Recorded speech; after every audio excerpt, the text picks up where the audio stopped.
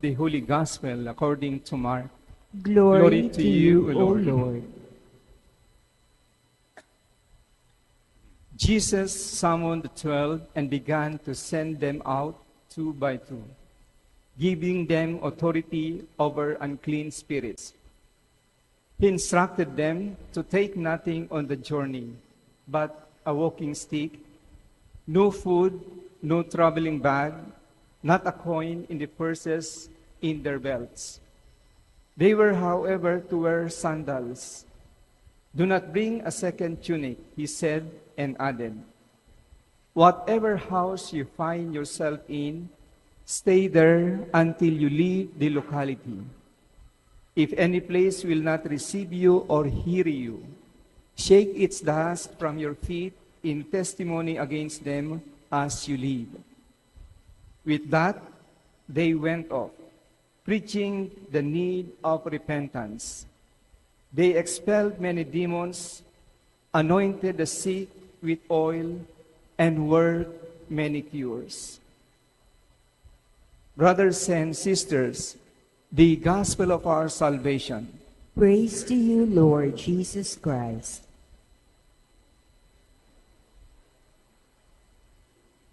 Come, Holy Spirit, bless this unworthy priest, that I may share with humility and with the heart, and that people listen with their hearts. Come, Holy Spirit, come. Sisters and brothers, the Eucharist is a gem, God encounter moment. And it's also a gem because it's precious. Salamat po sa inyo at pinahalagaan ninyo ang Eucharistia ngayong linggo. Sinabi nyo, walang trabaho, walang good time muna, basta magsisimba muna ako. Thank you for making the Eucharist a gem. And today too, we like to welcome a gem, a God encounter maker in Spain. Father Jerry Paat, the one who read the gospel, is vacationing now from Spain. Welcome, Father Jerry. Have a well-deserved vacation. Our missionary. Amen, Lord. Amen. And speaking of travel, ilan po sa inyo ang nakapunta na sa Holy Land? Raise your hand. Naku, kukunti pa. Okay, lahat tayo, itaas natin kamay natin. Lord, sana po makarating ako sa Holy Land someday, soon. Amen? Amen. Claim that, believe, trust, surrender. Nothing is impossible with God. By the way, mayroon pala tayong local Holy Land in Subic. Replica of everything that you see in the Holy Land. So, and speaking of the Holy Land, the first time I was there was about the 1990s, early 1990s. Amazing to see, oh my God, ito pala yung Galilee, ito pala ang millstone, ito pala yung olive. The Bible becomes so real. But one unforgettable moment for me was, you know, we stayed in a hotel. Breakfast was buffet. Big, daming pagkain. First day, ada yung kain, no? Second day, on the third day, nilapitan po ako ng head waiter ng hotel. Father Orvos, you have pilgrims from the Philippines. Yes, yes. Oh, many, huh? Plenty, many table. Yes. And then sabi niya, Father, do you eat the shell of hard-boiled eggs in the Philippines? I said, no. Why? Why are you asking? Because I see many Filipinos get hard-boiled egg in their plate. But after eating, no shell. No shell in the plate. Oh my God, sabi ko, you know why? Siyempre, maraming Pinoy, hindi naman kakainin, ilalagay na lang sa bag para merienda. Provisions. Naku, hiyang-hiya talaga po ako. Kasi nabihan ko, and maybe this is what the Lord would like to remind us all today. Many of us are so busy for our provisions. Pagkain, pera, lahat. Yan ang focus natin. And we forget our mission. To heal, to proclaim the good news. Now na, the ladies here, marami sa iyo may dalang bag, no? Pakibuksan mo nga yung bag mo. Anong dala-dala mo sa bag mo? Anong mga nandyan sa bag ninyo? Ipakita mo nga sa katabi mo kung ano mga dala ng mga bag. Naku ang dami-dami. Mga provisions yan. Husbands, may mga wallet ba kayo? Pakibukas nga yung wallet, pakita mo sa katabi mo. Kaninong picture yan? Yung anon. Mga credit cards. You see, this is what the Lord tells us today. Travel light. Ang dami kang dala-dala sa mundo, nakalimutan mo na ang mission mo. That speaks a lot about people so focused on the provisions of life for the journey, you forget your mission. What are you living for? Ang nangyari sa iba, ang life nila is all about getting money. That's the whole life. For provision daw, for provision. Diyos ko po, million na, billion na. Pero yung pa rin ang ginagawa mo, and you never quite come. These provisions should help you to do your mission. Sisters and brothers, baka dahil sa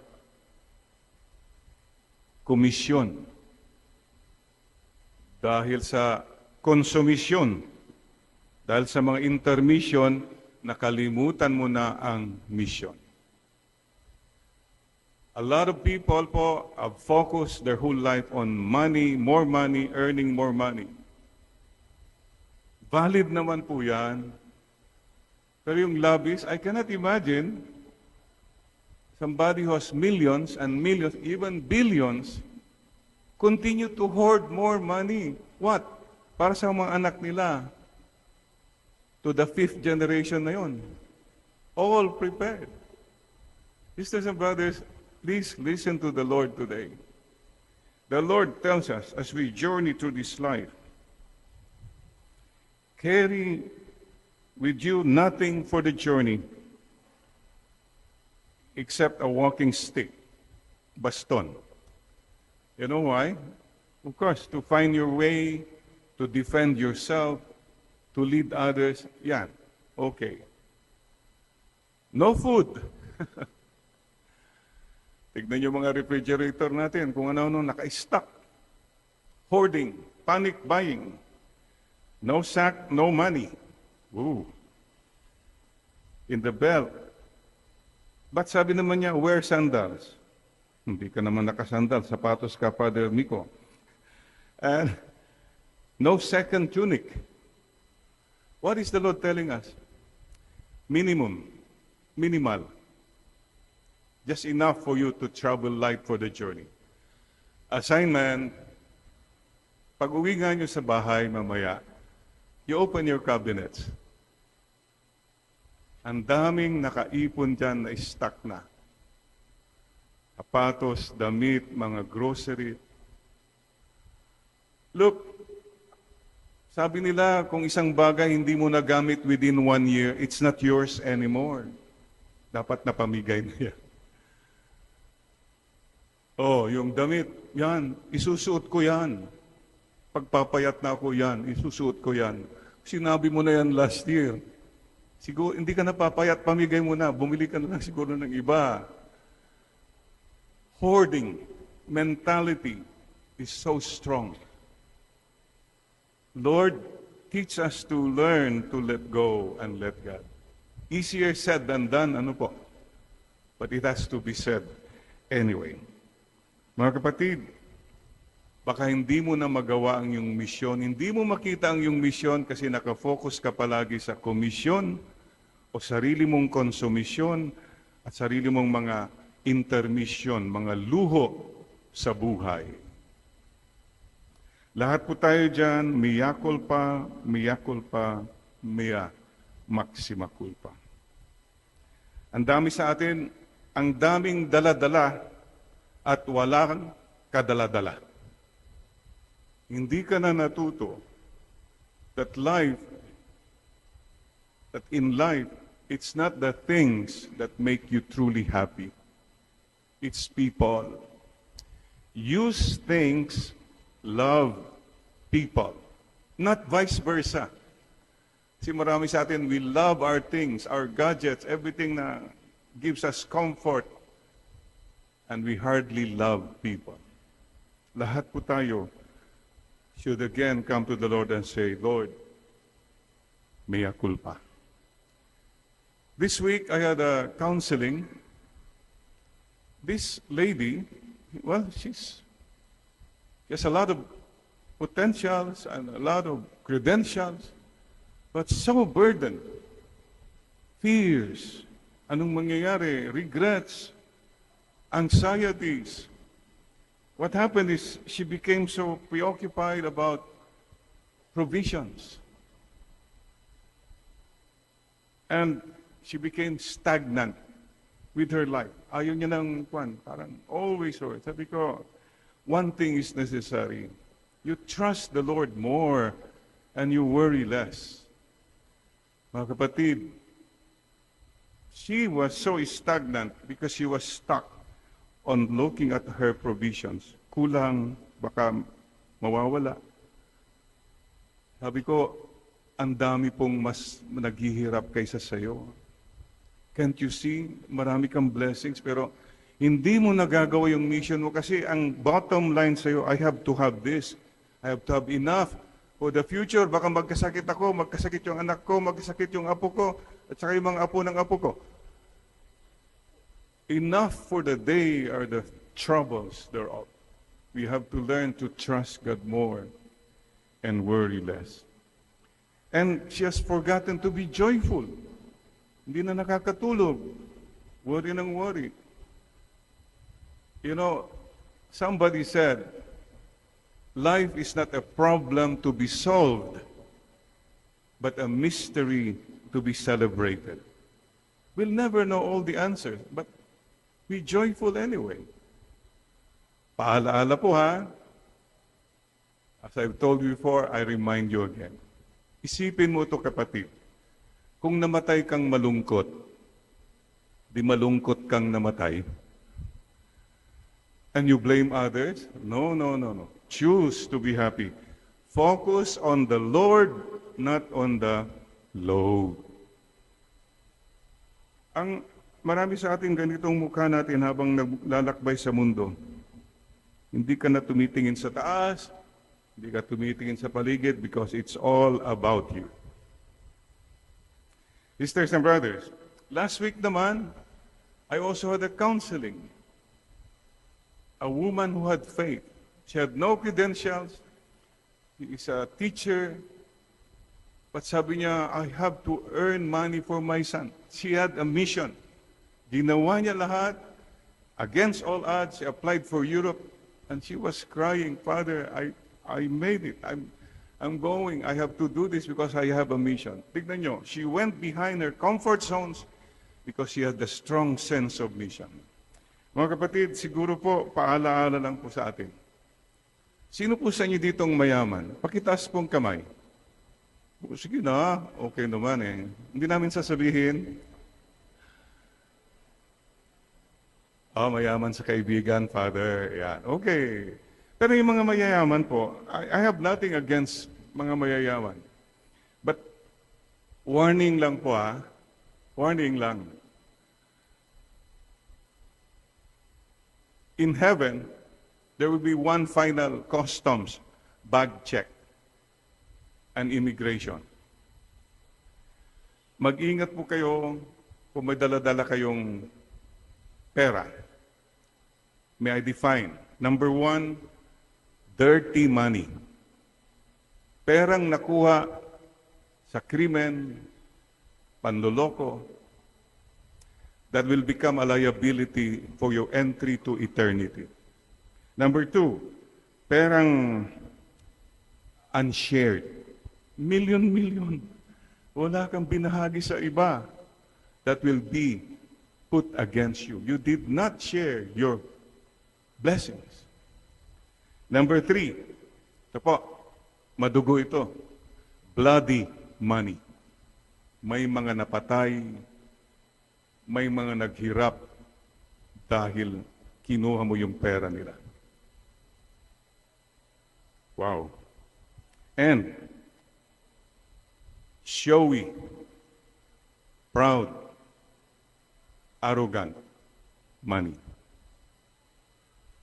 Pinagyayabang mo yung pera mo at... So, mga kapatid, sa mga mayayaman po, go ahead kung mayaman po kayo. But please, don't be filthy rich.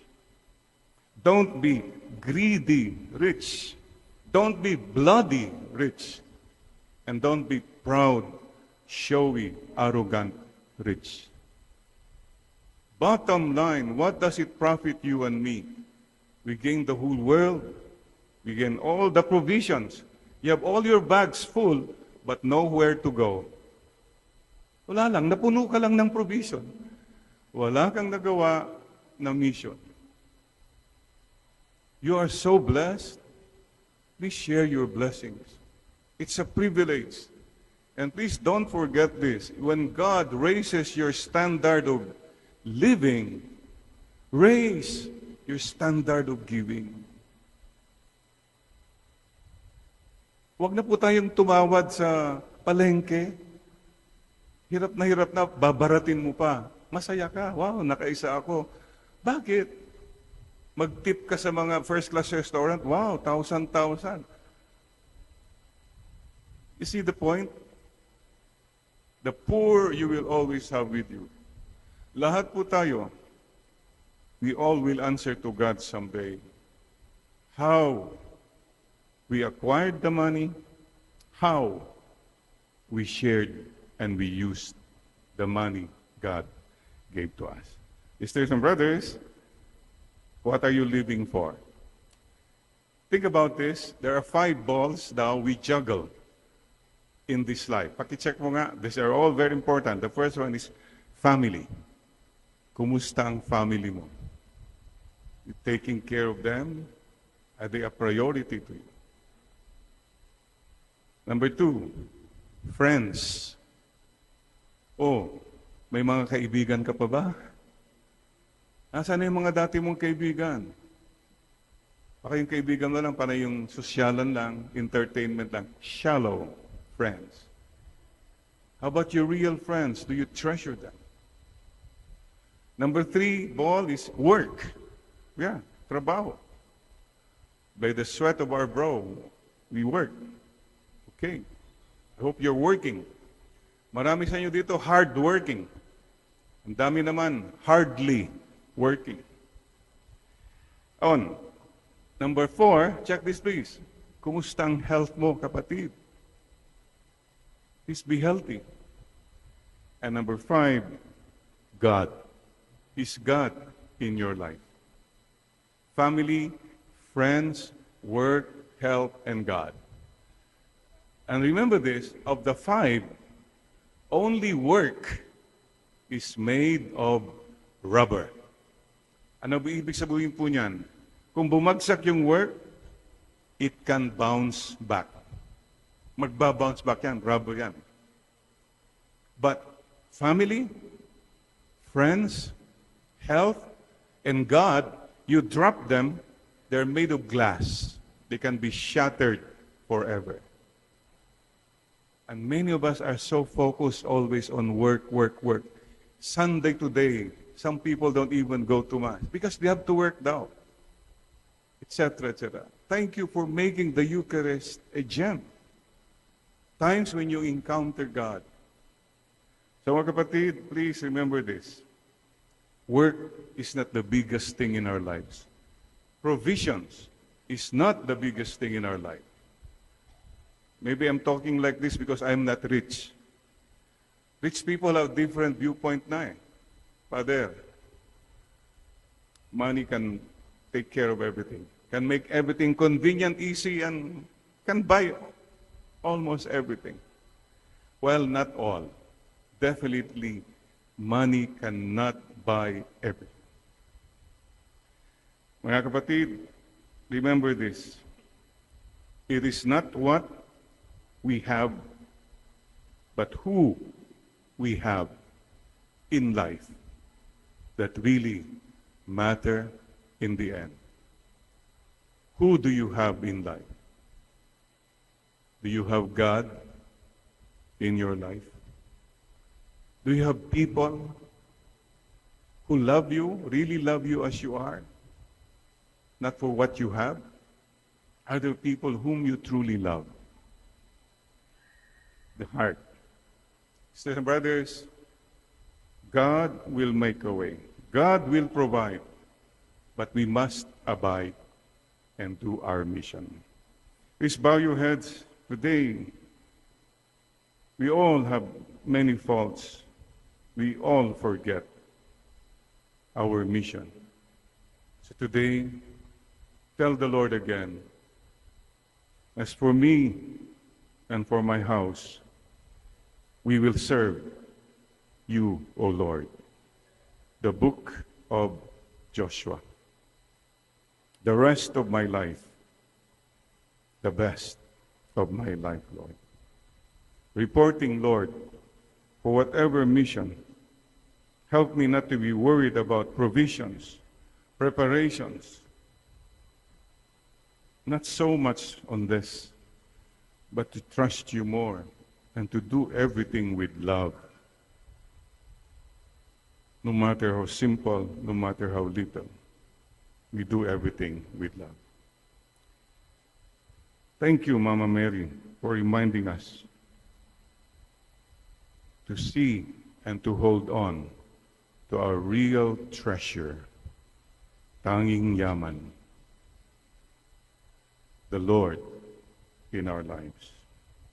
He is our gem. And may the peace of the Lord be with you all. Please remind also now your people beside you. Sabi mo sa katabi mo, you are a gem. Oh, you're a God encounter maker. Amen and amen.